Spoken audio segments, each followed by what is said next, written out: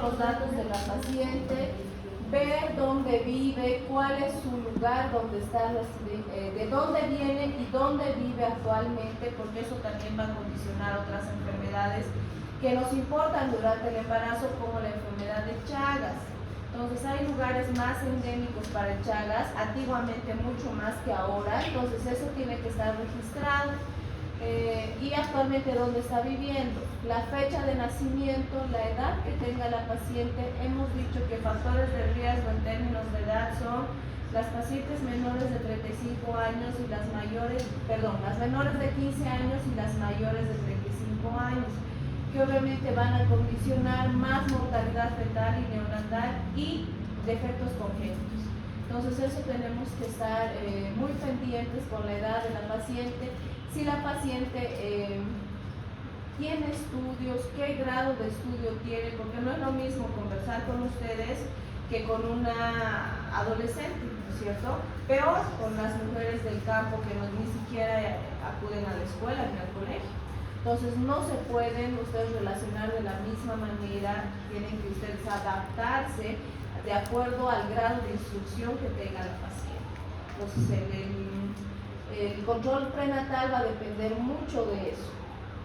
Hemos dicho a menor o a mayor grado de hacinamiento o menor grado de recursos que tenga la paciente, más factores de riesgo, ¿no es cierto? Porque las pacientes más pobres son las que tienen más hijos. Las que tienen menos condiciones, no tienen nada de educación, son las que lamentablemente se van a embarazar más. No necesariamente llegan a completar el embarazo, sino que muchas de ellas terminan ¿en qué? En abortos. Abortos muchas veces provocados por ellas mismas y otras veces no. Entonces, todo eso va a depender mucho del estado socioeconómico de la paciente. Ya bajando un poquito más, pero todavía dentro de la anamnesis, cada cuadrito es así, ¿no? El de arriba, el que vimos, esta era la primera parte. Debajo de este está este otro cuadro que ahora sigue, donde vamos a preguntar sobre los antecedentes familiares que tenga la embarazada, familiares sanguíneos, ¿no es cierto? Consanguíneos, no la tía de mi esposo, los familiares, la mamá de mi esposo, nada tienen que ver, son familiares de la embarazada. ¿Qué vamos a preguntar? Enfermedades que sí nos pueden condicionar el embarazo: hipertensión arterial, diabetes, tuberculosis, antecedentes de cáncer en las hermanas, en la mamá, etc. Y si estas mismas enfermedades ha presentado la paciente en alguna condición o en algún momento de su vida. Por ejemplo, las que ya han tenido embarazos previos y han presentado preeclampsia, por ejemplo, ellas les tienen que decir: sí, yo he tenido hipertensión arterial en mi embarazo anterior. Entonces, ¿qué se supone? La paciente con preeclampsia en un embarazo es más que seguro que en el otro embarazo también lo va a presentar, y no del mismo grado que en el primer embarazo. Generalmente viene más grave. Entonces, por eso se registra eso. El antecedente de preeclampsia lamentablemente se repite, y por eso es que debemos diagnosticar al principio del embarazo, en el primer trimestre, para poder iniciar el tratamiento. Este otro cuadro son los antecedentes obstétricos que va a tener la gestante. El número de gestas. Esto es un cuadrito que muchas veces confunde. Por ejemplo, si yo tengo una paciente con diagnóstico les estoy diciendo, de gestas 3, partos 2, ¿cómo registro aquí? Pero ahí son antecedentes, ¿no? Son antecedentes a 2 y a 2. Así, entonces no se cuenta el embarazo actual, ¿ya? Tienen que tener mucho cuidado con eso, porque muchas veces llegan las primigestas, por ejemplo, y ahí arriba está gesta 1, 0, 0, 0, 0, todo 0. Eso no cuenta. Si es tu primer embarazo, ¿esto cómo va a ir? Todo 0, ¿no es cierto? Entonces ahí se pone el número de gestas. Si han tenido abortos, si han sido obviamente partos, ¿qué tipo de parto ha sido? ¿Ha sido parto por cesárea? ¿Ha sido parto vaginal? ¿El niño ha nacido muerto o ha nacido vivo? Y de estos, ¿cuántos vivos? Entonces todo eso tiene que estar registrado, igual que el peso del último niño. Porque ¿para qué nos sirve ver lo del peso? Por ejemplo, no es lo mismo si yo tengo una mujer que está en trabajo de parto con una altura uterina de 35 centímetros, que haciendo un cálculo rápido nos va a decir que más o menos ese bebé va a pesar 4 kilos, ¿no es cierto? Si tengo una mujer con altura uterina de 35, más o menos el niño pesa 4 kilos. Si yo le pregunto a esa mujer, tu último hijo que ha nacido por parto vaginal, ¿cuánto ha pesado? Y me dice 3 kilos. ¿Ustedes creen que ese niño de 4 va a nacer por parto? No.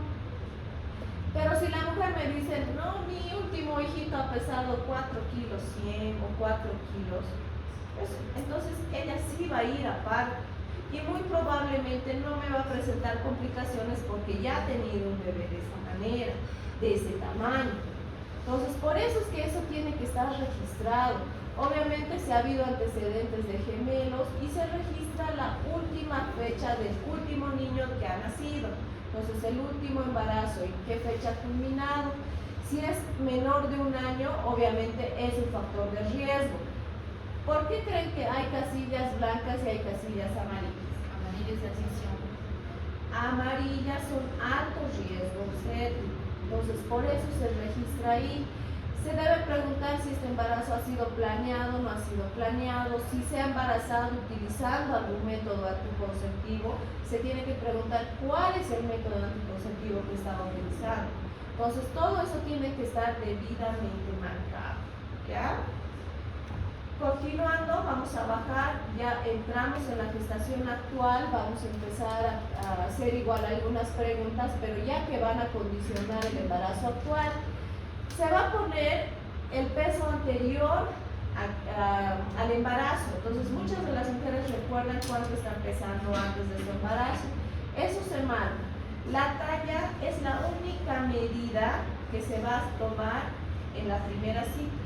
Y no se repite en ninguna otra cita, en ningún otro control prenatal. Porque la talla no va a variar, ella no va a crecer y ni se va a hacer más pequeñita, ¿no?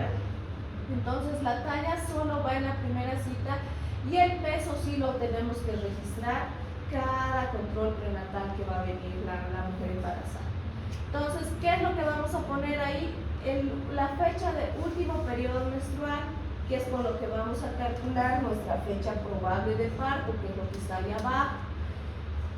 Vamos a ver si la paciente tiene ecografías precoces. Nosotros llamamos aquellas ecografías que son antes de las 20 semanas.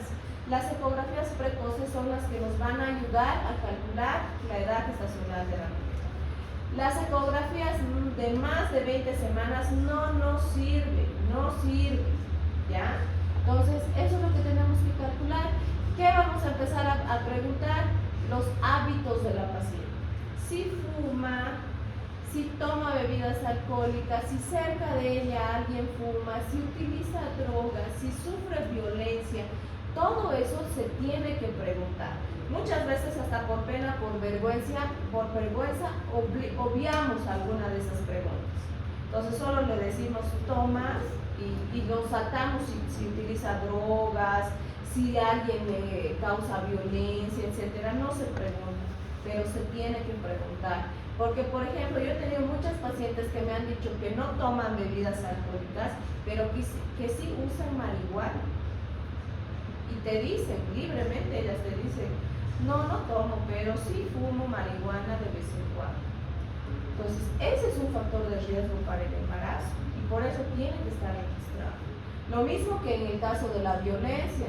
Muchas mujeres solo van al hospital cuando están embarazadas y tal vez es la única forma o el único momento en que nosotros podemos ayudar de parejas que sí las maltratan. Entonces les pegan, por ejemplo, ahora que está tan de moda que las jovencitas se arreglen con viejos. Yo tengo ahora muchas pacientes así que tienen 20 años, 25 años y sus esposos tienen 50 años, 55 años. Obviamente al inicio han empezado con una relación muy bonita que le pagaba prácticamente toda la vida y son pacientes que han tenido chicas que han tenido cirugías estéticas, pero durante el embarazo el hombre es muy machista y hasta las golpea. Entonces es el único momento donde ellas pueden hablar. Y esa pregunta no tiene que estar obviada, ustedes tienen que hacerlo, esté o no esté acompañada por la pareja, se tiene que hacer. Vamos a ir escribiendo cada uno de los cuadritos ahora, lo que les decía, ¿no? Tiene que calcularse el peso de la gestante, cada control prenatal, esto ya lo hemos visto. ¿Cuánto debe incrementar en peso una mujer que es con índice de masa corporal normal? 12.5 kilos. Las que tienen desnutrición, hasta 18 kilos. Las que tienen obesidad, hasta 6 kilos. Entonces todo eso tiene que estar calculado de acuerdo al índice de masa corporal. También se debe medir lo que es la altura uterina, y con eso, con la medición de la altura uterina o de la ecografía, podemos calcular la edad gestacional de la paciente. Por ejemplo, hay muchas pacientes que no hacen ningún control prenatal, entonces vienen ya directamente con 34 semanas, con 35 semanas, pero ni siquiera se acuerdan su último periodo menstrual y nunca se han hecho una ecografía. ¿Cómo ustedes le calcularían la edad gestacional a esta paciente? Con la altura uterina. Entonces, para eso es lo que nos sirve la medición de la altura uterina. ¿Ya? Obviamente va a ser un aproximado, porque ya les he dicho que el crecimiento del niño no va a condicionar netamente su edad gestacional. Va a haber bebés pequeñitos, pero que son fetos maduros, pero se han restringido por algún motivo, por ejemplo, la hipertensión arterial. Ahora va a haber bebés grandotes, como por ejemplo las mamás diabéticas, pero que sea grande no quiere decir que sea un feto de término o maduro. Pueden tener recién 34 semanas y aparentar tener una edad de 40 semanas. Entonces, ¿por qué pasa eso? Porque la mamá es diabética. ¿Y qué causa la diabetes? Macrosomía fetal. Entonces, son cosas que van a condicionarse. Es un aproximado que nos puede dar la altura uterina. Entonces, como les decía, aquí lo que vamos a poner es la última fecha del último periodo menstrual, y con eso vamos a calcular la fecha probable del parto, que lo vamos a hacer la mayor parte de las veces con la regla de Nayeli, que es que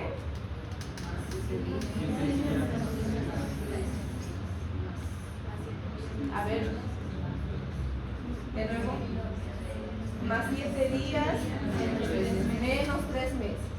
¿Ya? Y si tenemos una ecografía del primer trimestre, que son, bueno, una ecografía precoz, que son menos de las 20 semanas, también tenemos que marcar, porque esa es la que nos va a dar en realidad la edad gestacional. Tenemos que ver si la paciente es una fumadora activa, si hay personas que fuman cerca de ella, si utiliza drogas, alcohol o sufre violencia, lo que les decía. Por ejemplo, si es una paciente que ella es la fumadora, es una fumadora activa, ¿qué va a condicionar? Restricción del crecimiento intrauterino. Son niños pequeñitos que pueden nacer antes de tiempo, porque ¿qué es lo que hace la nicotina? Va a debilita toda la bolsa donde está el bebé y se va a romper. Y si se rompe, pues el niño va a tener que nacer. Eso es lo que causa con las pacientes que fuman. Y obviamente va a condicionar el peso. Son niños pequeñitos, restringidos, que además pueden terminar en ¿qué? En abortos, en niños que se van a ovitar. Todo eso va a condicionar el que la paciente fume. De la misma manera, si está cerca de alguien que fume, ¿qué va a condicionar? Que sean niños restringidos, pequeños, para la edad gestacional. El uso de drogas obviamente tiene peores complicaciones, independientemente de la droga que sea. Todas producen complicaciones, como que van a producir defectos congénitos, trastornos, retrasos mentales. O sea, es mucho más complejo, aparte de la dependencia que el niño o el feto va a adquirir al momento de nacer. Entonces hay que tener mucho cuidado con estos pacientes. El alcohol, lo mismo, va a producir el síndrome alcohólico fetal, que está caracterizado por ¿qué? Retardo mental, pequeños para la edad gestacional, igual van a ser chiquititos, restringidos, alteraciones morfológicas y cardiopatías congénitas.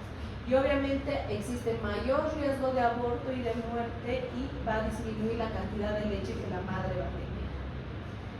Algo que igual se pregunta o se realiza en los primeros controles prenatales es si ha tenido o no un examen odontológico, y el examen de mama lo tenemos que hacer nosotros en la primera cita para diagnosticar si existen problemas a nivel de la mama, como quistes o cualquier, incluso cáncer es donde se va a diagnosticar en la gestación. Son mujeres que nunca han acudido a ningún control y tenemos que diagnosticar si existen patologías benignas o malignas a nivel de la mama.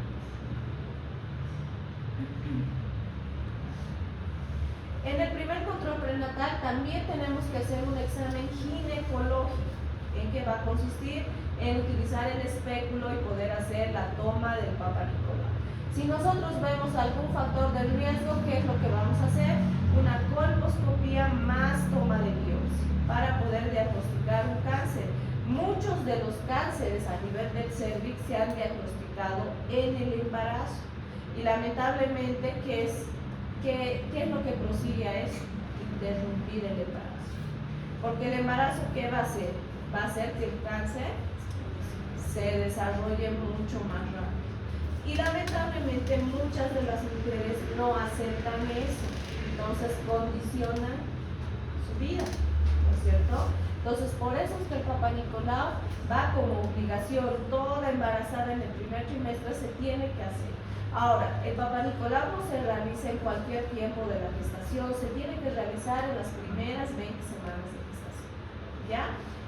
¿Qué es lo que también se pregunta sobre la vacunación antitetánica? Si ha utilizado la vacuna, se pone sí, si no, no. Y si ha utilizado, ¿cuántas dosis ha utilizado? Ahora, la vacunación antitetánica no se ha demostrado que pueda tener algún factor de riesgo que cause teratogenicidad en el embarazo, pero no se recomienda administrar ninguna vacuna en el primer trimestre del embarazo. Igual es, la primera dosis debe ser aplicada entre las 20 y las 24 semanas, y la segunda dosis entre las 26 y las 32 semanas.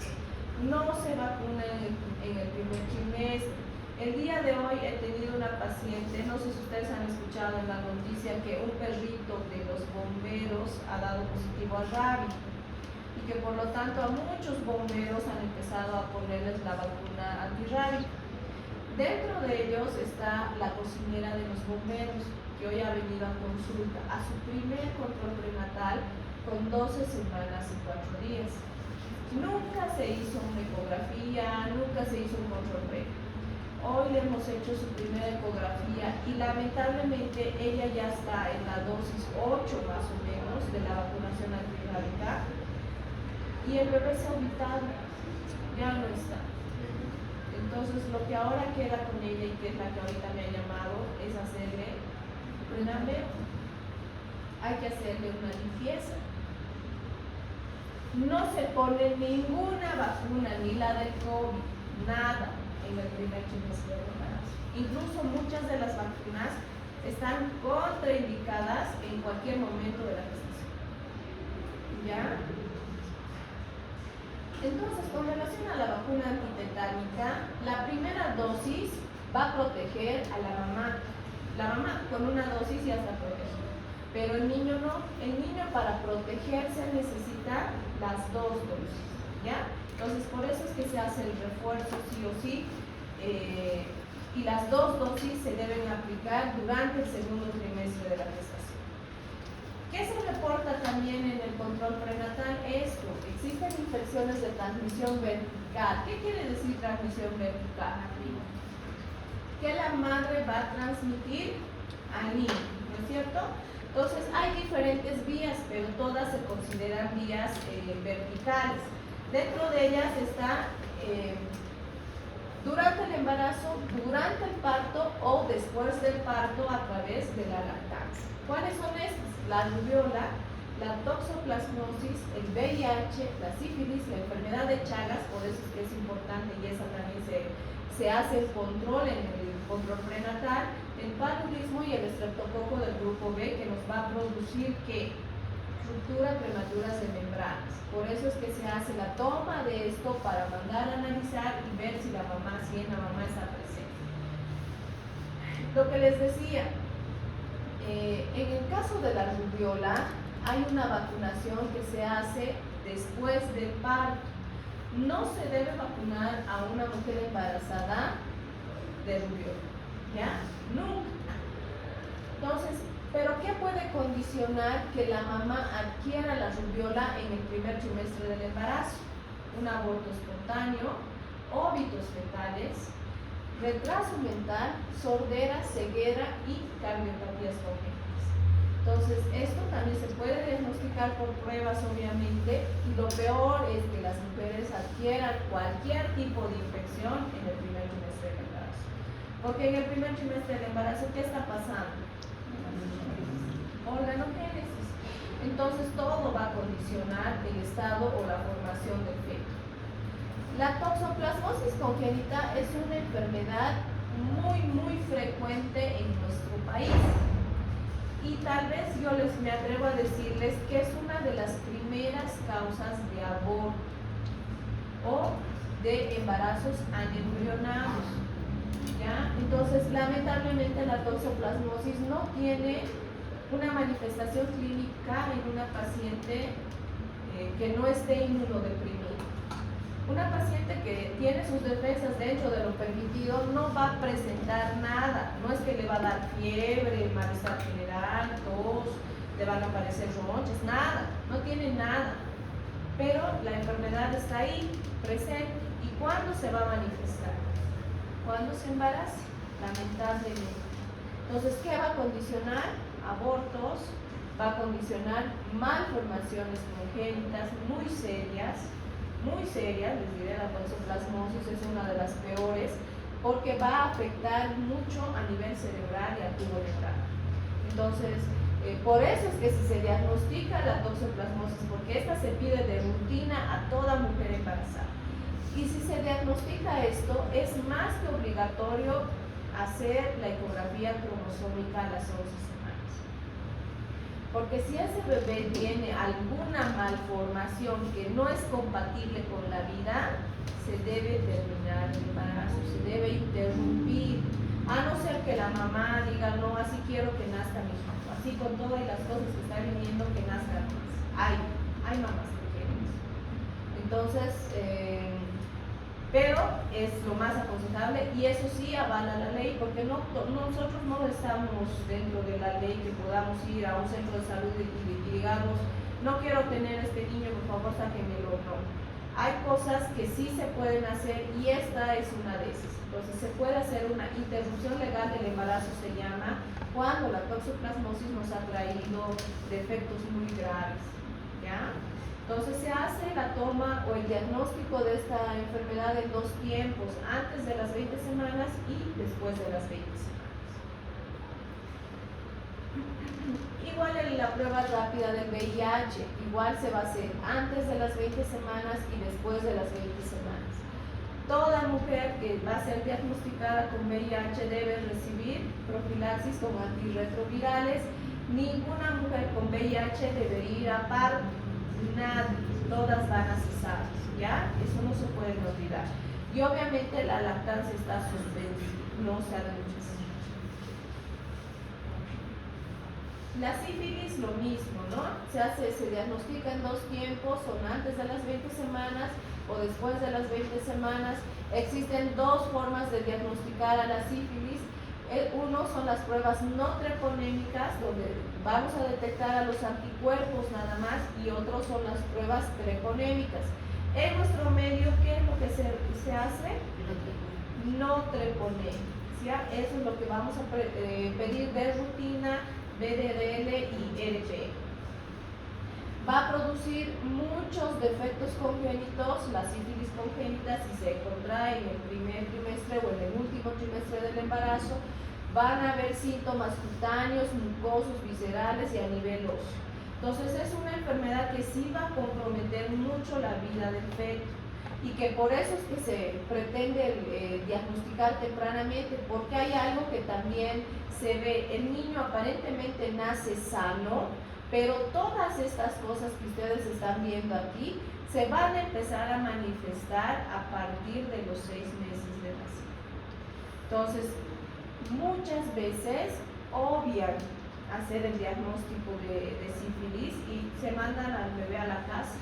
Luego retornan a los 6 meses y ha habido, en Tuquipaya ha habido una demanda a los pediatras y a los ginecólogos, porque esto se pide de rutina y ninguna mujer embarazada puede irse sin esa prueba. Lamentablemente a esa mamá no le habían hecho, a su niño le han diagnosticado con retraso mental y no sé qué cuáles de estas cosas más, por una sífilis congénita. Entonces han revisado la historia clínica, los archivos y la mamá nunca se hizo la prueba. Entonces la mamá ha agarrado abogados realmente buenos y los han demandado a todo el hospital y obviamente más dirigido a los pediatras y a los ginecólogos que la han. ¿Por qué? Porque si se diagnostica también tempranamente, inmediatamente nacido o mejor en la barriga, se puede tratar y obviamente todas estas complicaciones disminuyen a lo mínimo. Pero como ese bebé no se le ha diagnosticado, lamentablemente ha agarrado las cosas más serias o más severas de la salud. Por eso es que son cosas que sí o sí van en el cartón de control prenatal. No es porque sí, o por molestar, o por saber si tu esposo te engañaba, porque ese es el tema de las mujeres, ¿no es cierto? Les dicen, tienes sífilis, este desgraciado, seguramente, ¿con cuántas estará? Ese no es el tema. El tema aquí es ver todo eso. Se pregunta porque cada una de estas infecciones de transmisión sexual o no de transmisión sexual van a condicionar su embarazo, no su matrimonio, su embarazo. ¿Okay? Entonces eso es lo que muchas de las mujeres no logran entender. Lo mismo aquí, ya hablábamos hace un momento de la enfermedad de Chagas. El paludismo no lo tenemos tanto en Bolivia, sí tal vez en la parte del oriente también está ahí. Se debe realizar los estudios en los lugares endémicos, igual que el Chagas se hace aquí, en Cochabamba se hace. Porque ¿qué va a condicionar? Va a condicionar no solo hepatopatía, sino también va a condicionar cardiopatías en los niños. Entonces tiene que estar diagnosticado. El estreptococo del grupo B, lo que les decía, lo que hace es embarazos o partos pretéritos. Y si ingresa mucho más adentro, puede causar la muerte fetal por una corioamnionitis. Entonces es bastante peligroso y por eso se debe realizar la prueba de esto entre las 35 y las 37 semanas de gestación. Algo importante también es determinar el grupo sanguíneo de la mamá y obviamente conocer el grupo sanguíneo del papá. Porque lo que puede pasar en este caso es una incompatibilidad sanguínea materno-fetal. Y obviamente eso va a traer otros problemas, otras consecuencias. Dentro de ellos es que inmediatamente nazca el bebé, ¿qué es lo que va a pasar?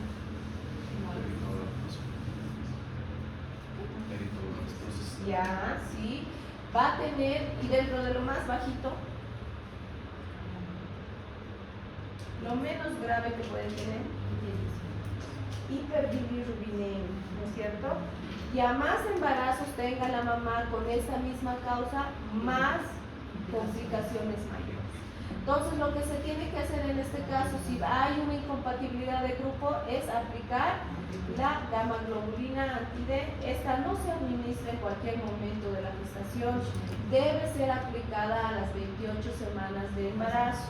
Y si no se ha diagnosticado o no se ha aplicado en las 28 semanas, tenemos los 3 días después o los 3 días del puerperio, ¿ya?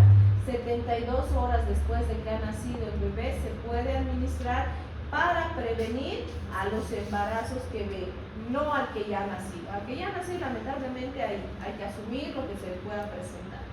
Pero para ver si la mujer se va a seguir embarazando, tiene que salir del hospital con esta dosis. Y esto es obligatorio en todos los hospitales. No lo tienen todos los hospitales, pero se debe referir a la mujer en las primeras 72 horas a un hospital de tercer nivel para recibir la dosis. Médico que no haga eso, lo mismo, negligencia médica. demandas, ¿ya? Entonces todo tiene ahí sus consecuencias. Algo que se debe, que se registra también es la hemoglobina, porque hemos dicho, la anemia que va a condicionar. ¿Qué puede causar la anemia? En el embarazo. Hemos dicho que la sangre es la única fuente de alimentación del niño, ¿no es cierto? Entonces, si no le va a llegar la sangre adecuada, ¿qué va a pasar? Va a tener un niño pequeño, restringido, de bajo peso, no va a desarrollarse bien, puede condicionar defectos del tubo neural por la deficiencia principalmente de la vitamina B o del ácido fólico. Entonces, son muchas cosas que va a condicionar la anemia y se tiene que diagnosticar. Vamos a hablar de 3 tipos de anemia: menos de 11, una anemia leve; entre menos de 11 a 10 sería leve, de 7 a 9 moderada, y menos de 7 una anemia severa. Las transfusiones sanguíneas sí están permitidas durante el embarazo. Obviamente tenemos que hacer una mayor vigilancia porque puede la mujer embarazada tener reacciones mucho más serias que una paciente que no está embarazada, pero sí se realizan transfusiones sanguíneas en el embarazo en aquellas pacientes que tengan anemia severa. Las que están entre moderada y leve, lo que se hace es un tratamiento con sulfato ferroso, ¿ya? Entonces eso se tiene que hacer por un mínimo de 3 meses. Y desde ya el SUS les descarga a toda mujer embarazada, tenga o no tenga anemia, sulfato ferroso como prevención de la anemia. Entonces eso, toda mujer embarazada debe tomar como mínimo por 3 meses. Este cuadrito ya es lo que vamos a hacer nosotros en el control prenatal de la mujer embarazada. Lo primero que vamos a poner es la fecha, el día que la paciente está viniendo, con qué edad gestacional está la paciente, cuánto está pesando ese día, la presión arterial que tenga, si ya se puede medir la altura uterina, se mide la altura uterina, la presentación, o sea, estas características sí lo vamos a hacer después de las 24 semanas. La frecuencia cardíaca fetal sí la vamos a registrar entre las 10 y las 12 semanas para adelante. Los movimientos fetales que nosotros sentimos, no que la mamá nos dice que siente, si nosotros hemos sentido movimientos fetales, se registran. Y al ladito, nosotros en nuestro control prenatal dice sulfatos, que es la administración de sulfato ferroso, si se le ha dado o no se le ha dado a la embarazada. Ahí vamos a poner qué es lo que hemos hecho con la embarazada. Si por decir yo le he pedido laboratorios o ecografía, voy a registrar ahí laboratorios y ecografía, y cuándo debe volver, qué fecha debe volver. Si es un embarazo de bajo riesgo, pues la mandaré a volver en un mes, si estamos al inicio, ¿no es cierto? Entonces todo eso se tiene que registrar en ese cuadrito. Lo mismo aquí, esto ya hemos hablado muchas veces. El latido cardíaco lo vamos a registrar en diferentes tiempos de acuerdo al método que hagamos, que queremos escuchar. Los movimientos fetales los vamos a empezar a sentir a partir de las 18 semanas en aquellas mujeres que ya han tenido hijos, y a las 20 semanas en aquellas mujeres que no han tenido hijos, ¿ya? Este es un resumen que ya lo van a leer ustedes más tranquilamente en su casa de todo lo que hemos hablado. Es lo que se debe hacer en cada partecita del CLAPS, que se llama. Entonces van a leer, está ahí detallado cada una de las cosas que se tienen que ir haciendo. Eso.